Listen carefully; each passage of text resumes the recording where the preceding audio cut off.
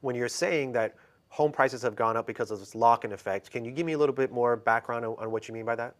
Yeah, so a lot of consumers are unwilling to sell their house right now because they have such a low interest rate. Remember, we had this window of time where everybody pretty much in America refinanced their home down to a what I will call ridiculously low interest rate. All right. And I was deep in it. My company, my mortgage company set record volumes, made a bunch of money. Like we definitely benefited from that refi boom. But I can also honestly say that the Fed drove rates too low. We didn't need rates to be in the twos to accomplish what they accomplished. That could have easily happened in the mid to high threes, and if there hadn't been that extra point of gap, maybe some people wouldn't feel so locked in. But you have people saying, look, I have a rate in the twos. I'm never going to give that up. I'm never going to sell this house because I have such a big arbitrage. My rate is in the twos. Current rates are in the high sixes, low sevens. I'm winning by staying in this house. And Mhm. so you have people who need to move.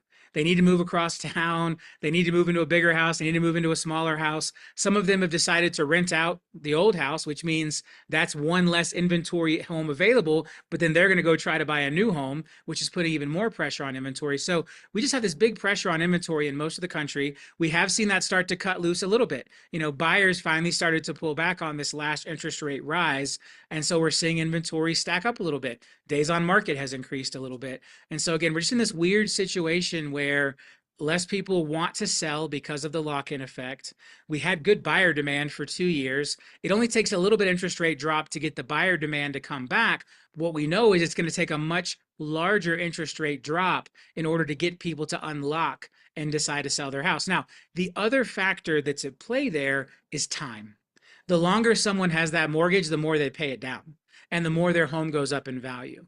And the bigger the gap is between what you owe and what the home is worth, the less valuable that interest rate is. I want you to think about this as a kind of a crazy example, but let's say someone owned a $5 million house and they had a $10,000 mortgage on it with a 1% interest rate.